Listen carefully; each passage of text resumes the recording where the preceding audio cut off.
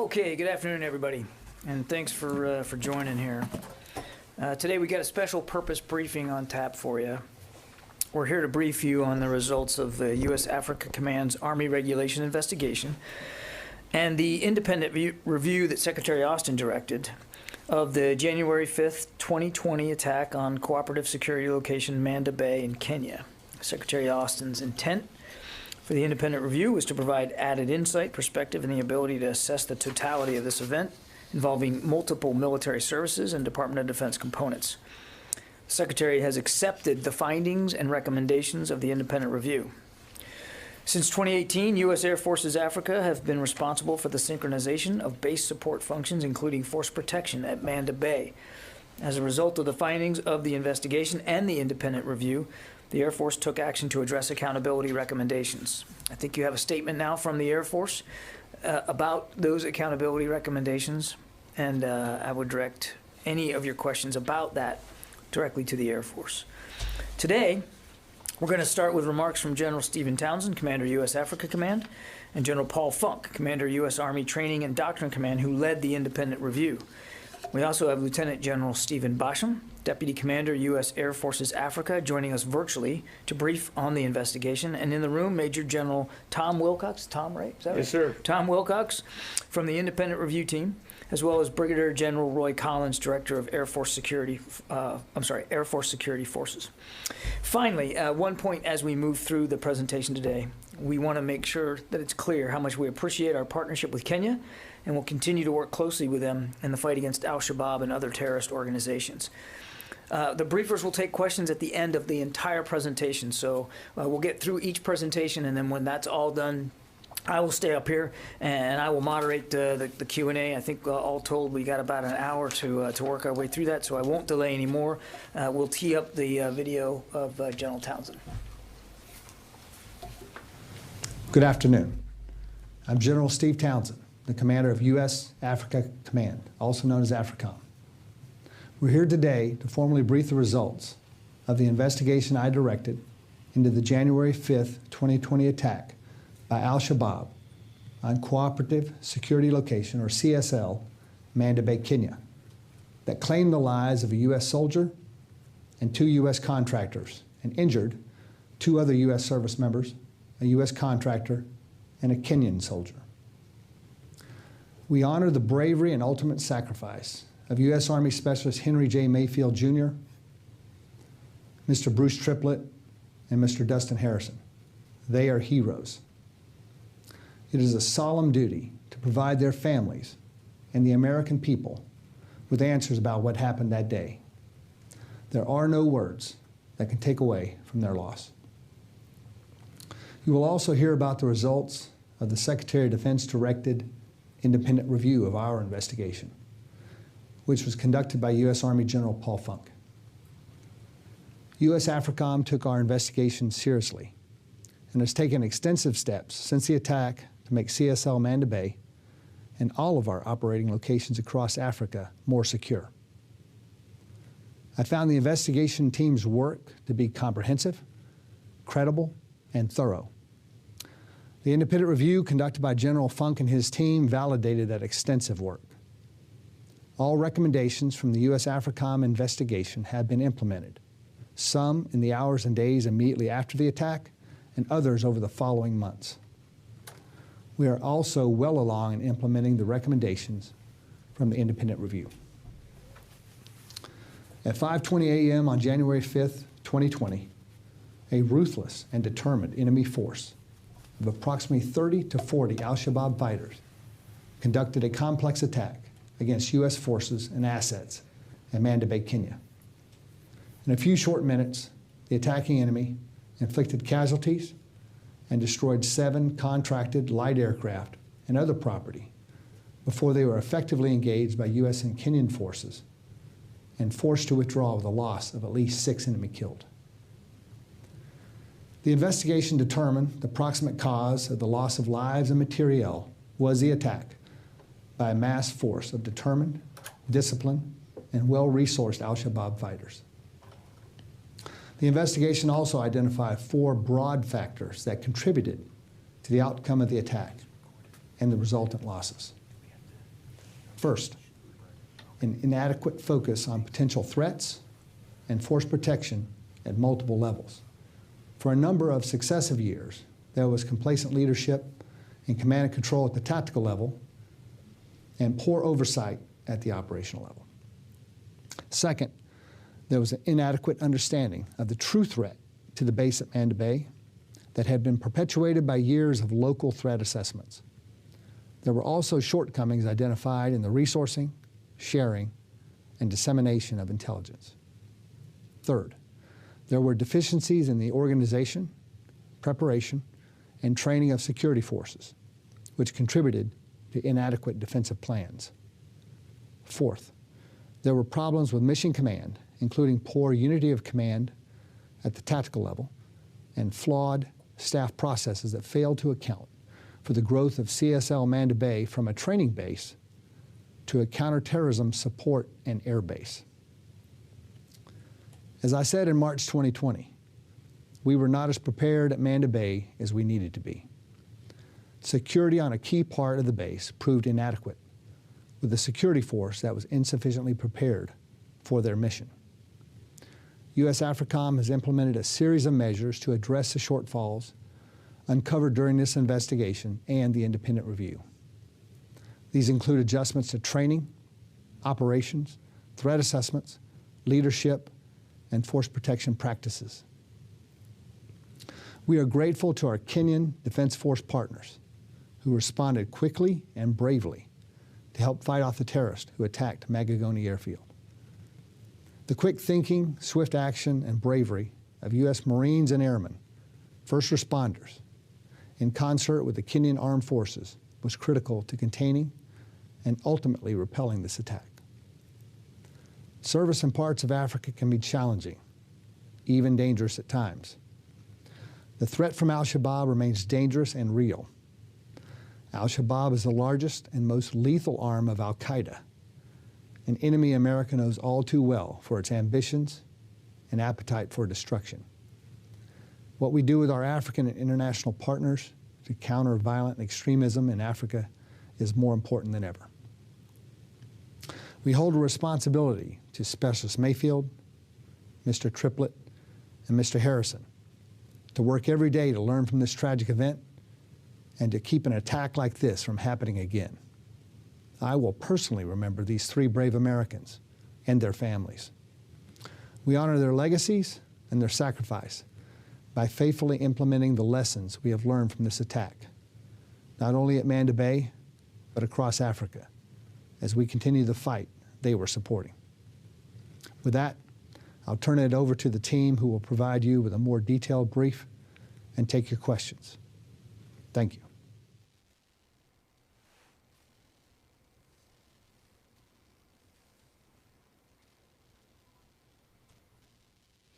Good afternoon.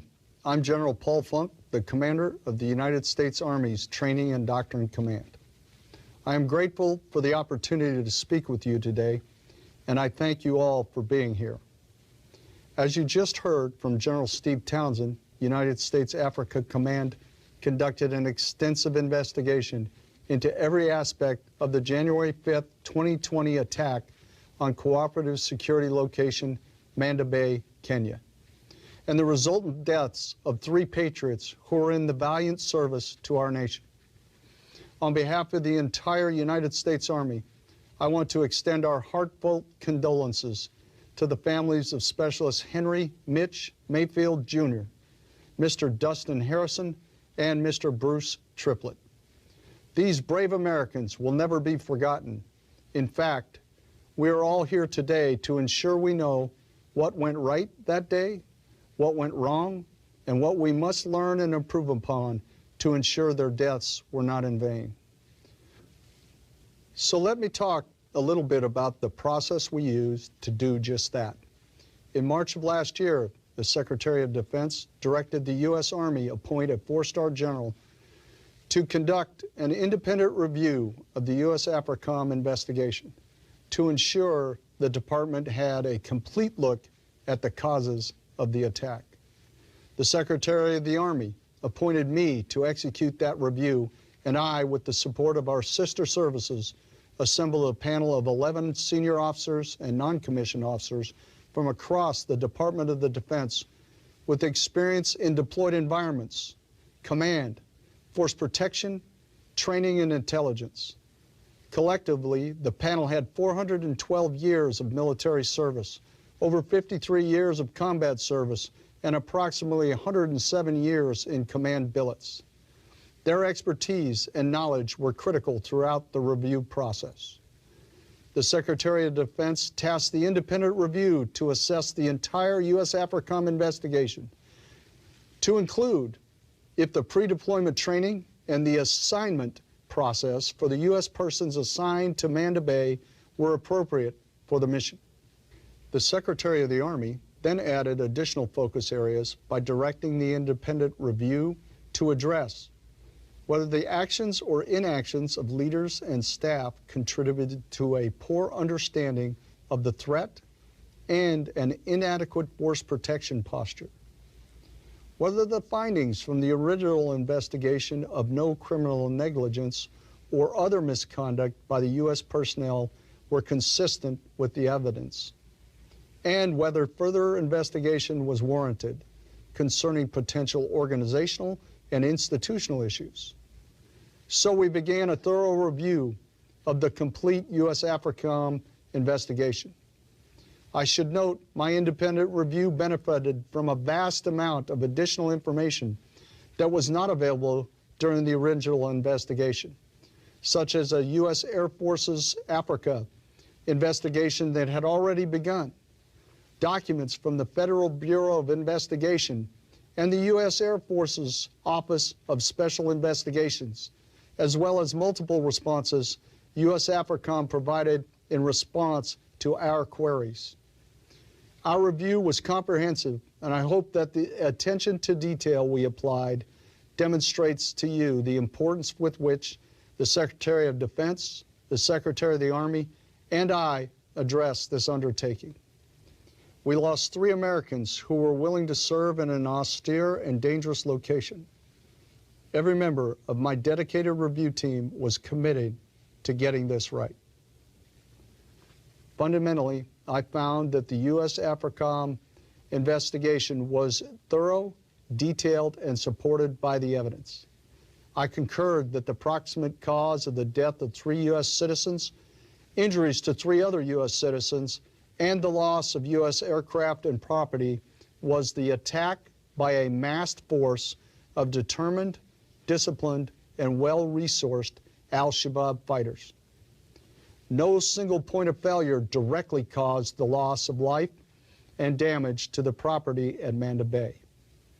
As General Townsend noted, his investigation identified 4 causal factors that contributed to the outcome of the attack. I concurred with these causal factors. Major General Tom Wilcox, a senior member of my review team, will provide additional details about the independent review for you today. Both General Townsend's investigation and my review found that neither criminal negligence nor misconduct by any U.S. personnel was the proximate cause of loss of life or property at Cooperative Security Location, Manda Bay. But because the charter of the independent review resulted in a more in-depth analysis of individual leader actions, I was able to identify multiple personnel whom I deemed negligent in their actions or inactions, which contributed to creating a vulnerable airfield. I submitted all of my findings and recommendations to the Secretary of Defense, and thanks to the hard work of the panel, I found no further investigation was necessary.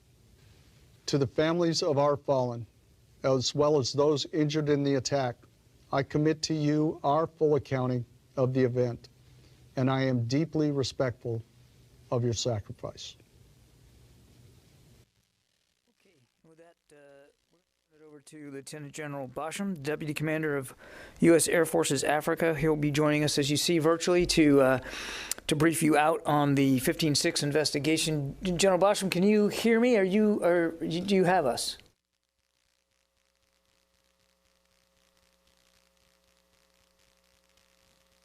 One more time, can you hear me? Now we got you, sir. All good to go. Sir, I'm gonna turn it over to you now. Thank you. Good afternoon. I'm Lieutenant General Stephen Basham, the Deputy Commander of the United States Air Forces in Europe and Air Forces in Africa. I'm speaking to you from Ramstein Air Base, Germany, and representing United States Africa Command. Building upon General Townsend's and General Funk's remarks, I will describe the attack on Manda Bay, the findings of the AFRICOM Army Regulation 15-6 investigation, and the corrective action taken by AFRICOM and subordinate commands. Following my comments, Major General Thomas Wilcox will provide additional insight into the independent review. He will be followed by Brigadier General Roy Collins, who will speak to the U.S. Air Force Security Forces training. As you heard from General Townsend, on January 5th, 2020, at 5:20 local, a well-prepared team of about 30 to 40 Al-Shabaab fighters conducted a complex attack against Cooperative Security Location, Manda Bay, Kenya.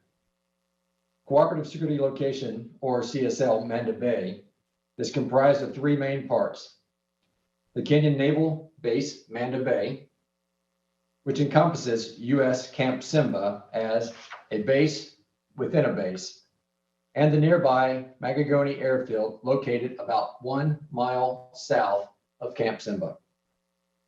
That morning, Al-Shabaab members conducted near simultaneous attacks at both Camp Simba, which is where U.S. forces are housed and most work, and the nearby airfield.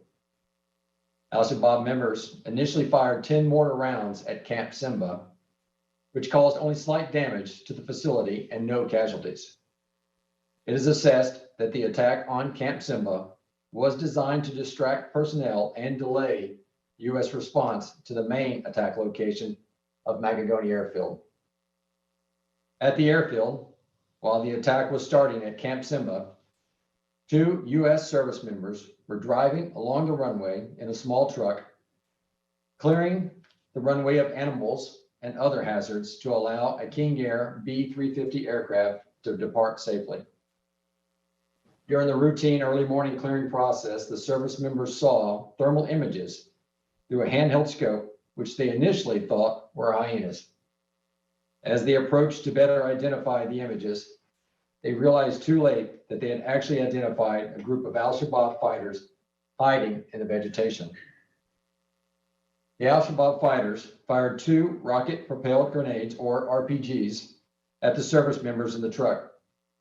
The first RPG penetrated the front windshield, but did not explode. And one service member quickly escaped from the vehicle. The second RPG penetrated the driver's side door a moment later. This device detonated and killed Specialist Henry Mayfield instantly. Next, the fighters engaged the aircraft with RPG and small arms fire as it was beginning its takeoff roll. The plane caught fire, and the pilots, Mr. Dustin Harris and Mr. Bruce Triplett, were killed. The aircraft came to rest on the side of the runway, and it was assessed that the pilots purposely steered the aircraft off the runway to keep it free for future operations. A third contractor, who was in the back, was able to escape the burning aircraft. The contractor ran to meet up with other maintenance contractors in a nearby hangar, and they drove to Camp Simba. In addition to killing 3 U.S. personnel, the fighters also destroyed 6 U.S. aircraft, 1 Kenyan aircraft, several vehicles, and other property during the first few minutes of the attack. U.S. and Kenyan forces engaged the fighters for several hours until they eventually cleared the airfield and the East African Response Force arrived. Further detail on the attack are included in the redacted AFRICOM Army Regulation 15-6, and I will discuss the findings with you. But before I move to the findings, I want to emphasize the importance and bravery of the Kenyan Defense Force personnel through the events of January 5, 2020. Kenyan forces engaged Al-Shabaab both side by side with U.S. personnel and independently. A Kenyan helicopter provided close air support to suppress Al-Shabaab fighters, and a separate Kenyan helicopter transported a wounded member to a civilian airport for evacuation. Without question, the swift, skillful, and courageous response of the Kenyan Defense Force saved many lives that day. We are grateful for their strong relationship we have with these partners in Kenya, and especially for the bravery and skill they demonstrated that day. Now to the findings. The AFRICOM investigation found that the proximate cause of death, injury, and property damage was the attack itself by a masked force of determined, disciplined, and well-resourced Al-Shabaab fighters. No one act or omission by U.S. personnel would have avoided the attack. However, the investigation also identified 4 causal factors which contributed to the outcome of the attack. These findings are bent into 4 main categories: inadequate force protection focus, inadequate understanding of the threat, inadequate security force preparation, and problems with mission command. Following the attack, AFRICOM directed subordinate component commands to implement the following corrective actions at all locations on the continent, not just Manda Bay. Prioritize physical defense improvements. Conduct more frequent leadership visits and security inspections.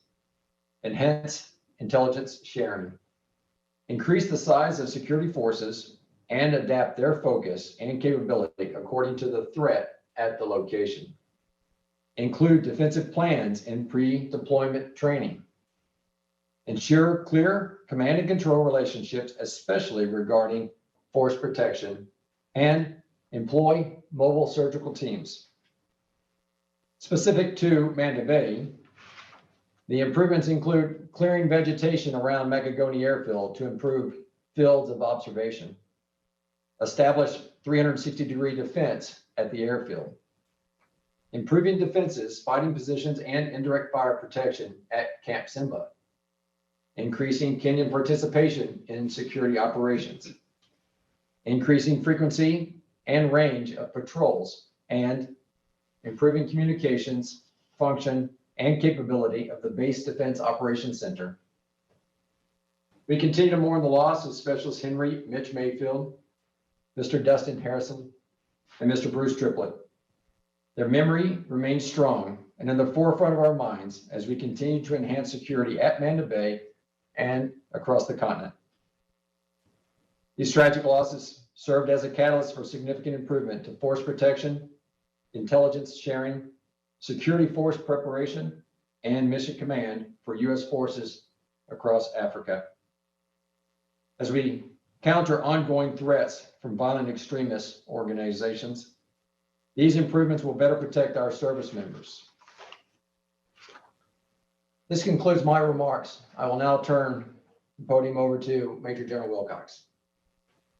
Good afternoon, and thank you for being here today. I'm Major General Tom Wilcox, and I was appointed, along with other officers and non-commissioned officers from across the services, to assist General Funk with an independent review of U.S. Africa Command's investigation into the attack at Cooperative Security Location, Manda Bay.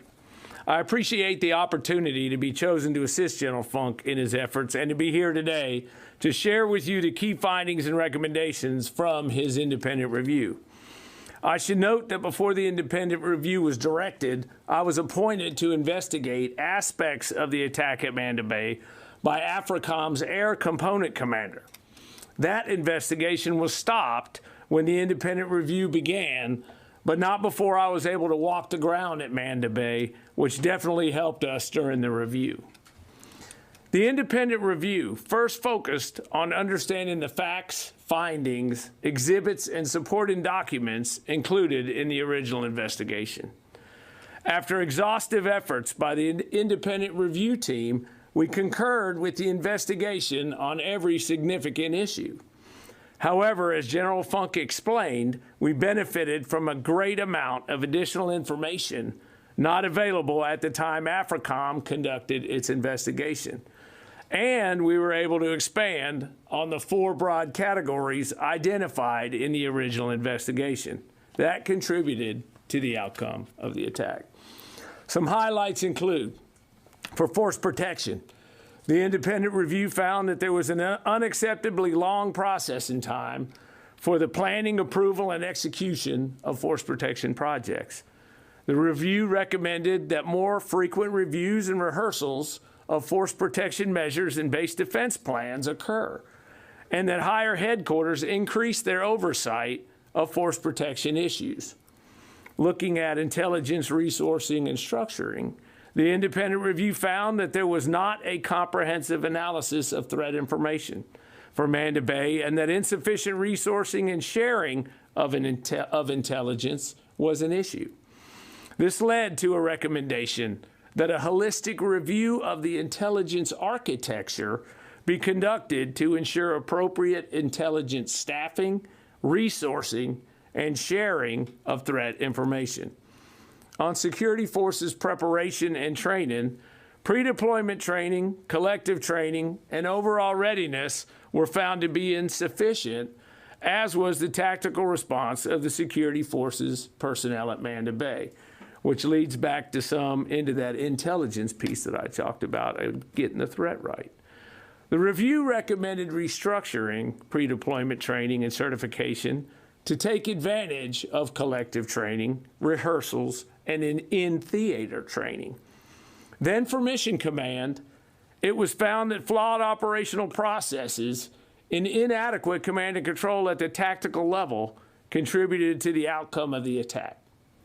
Additionally, it was recommended that a single commander be given authority over the joint operating area where Manda Bay was located, to include oversight of force protection, intelligence, training, and other responsibilities. Beyond the overarching review of the initial inquiry, General Funk was also directed to answer specific questions during the independent review concerning pre-deployment training, the personnel assignment process, and whether the initial investigation of no negligence or misconduct was appropriate, whether the initial investigation's finding of no negligence or misconduct was appropriate, both at lower levels and for more senior leaders. In short, the independent review found that certain personnel at Manda Bay and its higher headquarters were negligent in performing their duties. The review also found that certain senior officers contributed to the inadequate force protection posture at Manda Bay and, to some extent, allowed a climate of complacency and poor understanding of the threat. In the end, though, while some individuals could and should have done better, the negligence of the individuals identified in the review was not the cause of the losses suffered in the attack, although it may have made the airfield more vulnerable. The independent review also reconfirmed the bravery and heroism of dozens of outstanding service members, civilians, and Kenyan forces. Like others speaking today, I too extend my sincere condolences to the families of those Americans who lost their lives in this attack. We are all encouraged by the improvements that have been made by AFRICOM and the Air Force as a result of this event. Lieutenant General Basham discussed many of those already, and I will now be followed by Brigadier General Roy Collins, who will discuss some others. Thank you. Thank you, sir. Good afternoon. I'm Brigadier General Roy Collins, Air Force Director of Security Forces.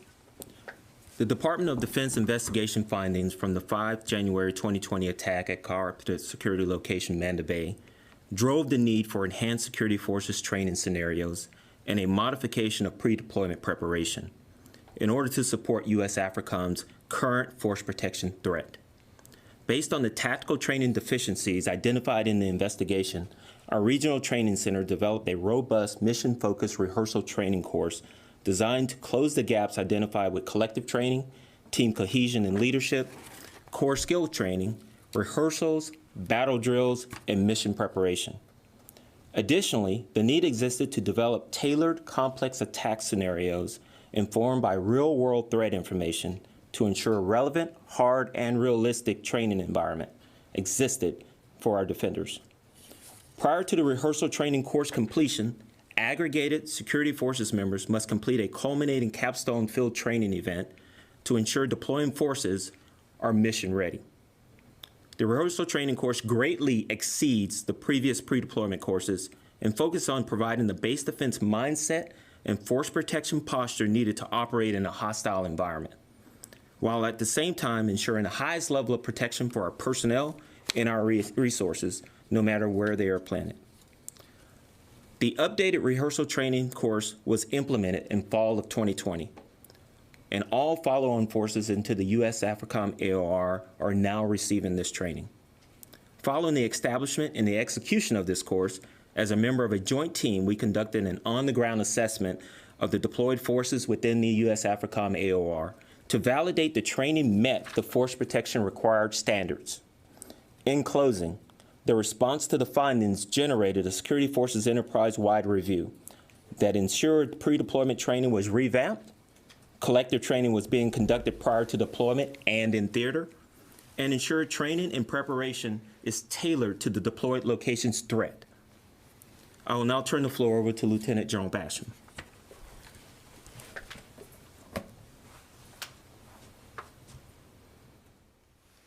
I think you're on mute there still, General. And Mr. Kirby, I'm showing that I'm off mute. Can you hear me? You're good now. Okay, I'll turn the floor over to you, and then we're prepared to take questions. Thank you. All right, General, thank you. Okay, we'll go to questions. Lita? Hi. I'm not sure exactly who can swing at this, but I've a couple things. One, you talked about improvements to training, et cetera. I'm wondering, it sounds like that is probably applicable to all forces going to AFRICOM, but was there any effort to consider whether or not similar deficiencies were at other areas, at other bases that also could benefit from some of the changes that were made here, including staffing shortfalls? And then secondarily, can you assess the ongoing Al-Shabaab threat and whether sort of overall has that changed, increased at Manda Bay and or in that region? And I have one thing that I don't know that you can address, but on the punishments, I know there's not a lot of detail about the discipline, but can anyone address whether anyone was fired, relieved of duty in any way other from their jobs, not removed from service, but anything like that? Yeah, Lita, let me jump in before the generals on the accountability thing. We would refer you to the Air Force. These were administrative actions that were taken, so it would really be up to the Air Force to be able to decide for themselves how and to what degree they would speak to that. The generals here would not be in a position to talk about accountability. And I will turn it over to any of you on our other questions on who might be best for those. General Collins, I'll offer to you for the training, and then I'll touch on the Al-Shabaab threat. That's a good copy, sir. So, ma'am, in relation to the training, in relation to the training, that impacts all the U.S. AFRICOM theaters. So every security forces member deploying into U.S. AFRICOM is required to complete a 27-day mission-focused readiness training course. That course focuses on those rehearsal drills, those battle drills, those core skills, and allows them to collectively come together and train as a team so that when they're in the AOR, in the fight, they understand from a command and control perspective what should happen, how it should happen in any environment that we put them in, regardless of the size of the threat. So that training was implemented in the fall of 2020, and it is now set in for any forces going into the U.S. AFRICOM AOR. In relation to how do we do this across a 38,000 personnel enterprise, we've started, with the current 38,000 we have, but we also went into our officers course and our sessions course for our enlisted airmen, and we embedded base defense as the foundational skill set required for any location that they are assigned to or deployed to in alignment with the National Defense Strategy. A follow-up to do we consider Al-Shabaab to still be a threat? The answer is yes. We would still consider Al-Shabaab in this region to be a threat. However, the actions that we have taken, not only at Manda Bay, but other locations, to put force protections in place, appropriate training in place, as well as to appropriately equip and provide the oversight, gives us confidence that we still have while we still have a threat in the area, we have a process with force protection in place to be able to protect our military members and to further enable our partners in Kenya as well as Somalia in fighting back against Al-Shabaab. As a follow-up, General Basham, I think you touched on this, but part of the question was physical, were there other sort of security improvements at other bases around Africa resulting from the scrutiny at Manda Bay? Great, thank you for that follow-up. The answer is actually yes. I'll start by saying that there was a complete assessment across all installations across AFRICOM, and then each installation based upon its physical capabilities as well as the personnel was assessed for increased level of force protection, equipment, or personnel. We certainly have moved out on Manda Bay in providing force protection measures around the airfield, improving force protection measures at Camp Simba. But at the same time, each location now goes under an annual assessment, as well as anytime commanders change over, they do a review of the overall integrated defense plan for those installations. Okay. Any questions here elsewhere in the room? Okay, we'll go to the phone lines. Jeff Shogel, task and purpose.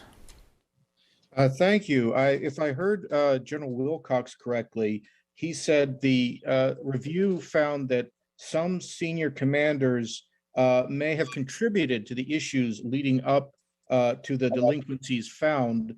Who are these senior commanders and what did or they did not do? Okay, we took a look. Let me walk you back to the 15.6 because the 15.6, and I'll kind of explain how these are nested together. The 15.6, the original 15.6 by AFRICOM, identified folks by name in the report and said, hey, these folks could be found negligent. The way that process works is a 15.6 typically gets done. The combatant command releases the 15.6 back to the components, and the components work through the accountability and whether the person was negligent. I was actually on that team as part of the Air Force Africa prior to the Secretary of Defense initiating and ordering the independent review. So as part of the independent review, we took that and we also looked across the spectrum of everybody that operates in that area, from AFRICOM to the Air Force, Special Operations Forces, the CJ Combined Joint Task Force, HOA, and the individuals there at Manda Bay, because General Funk was charged to go take a look at who by their inactions or inactions potentially was negligent. So we did that. And we looked and we found, and we said senior officers. We didn't say anything about commanders in the statement. General Funk said senior officers. He found some senior officers at the level above Manda Bay, and recommended negligence on those officers, basically because of the insufficient oversight that they had or provided, their inaction on that oversight for force protection, intelligence, et cetera, at Manda Bay. And then the remaining folks were obviously, officers, senior NCOs down to enlisted at Manda Bay that were included in those negligent findings that we turned over to the Secretary, and then that Mr. Kirby was saying were turned over to the Air Force. So I direct you to the Air Force to find out the outcomes of those. But that's basically that process and what we took a look at. Okay. Yeah, go ahead. Please identify yourself. My name is Raj. I work for Huda Media Network. My question is on the attackers. I believe you said 6 of them were killed and there were about 30. But did the investigation also look at if there was a particular Al-Shabaab leader or figure that was behind the attack? Offer that following the attack, there was a process to go through to see if we could find out who was behind the attack. During 2020, there were upwards of 50 attacks on Al-Shabaab, and in 2021, upwards of 10 attacks on Al-Shabaab. I can say that from talking with General Townsend that we would assess that at least one individual that was connected to Al-Shabaab was in one of those attacks. But as far as any additional information or intelligence as to what has been done to locate individuals that were specifically involved and maybe even on the airfield, no additional information at this time. Okay, we'll go to Kasim on the phone there. Hi, John. Thank you very much. My question is covered. I will defer my chance for the next briefing. Thank you. All right. No more questions in the room? Okay, gentlemen, thank you very much for a really thoughtful and comprehensive presentation. We really appreciate your time. And General Basham, thanks for joining us virtually. Again, we appreciate that. This concludes the briefing for today. And again, for any other questions regarding accountability, please refer those to the Air Force. Thank you. Thank you, sir.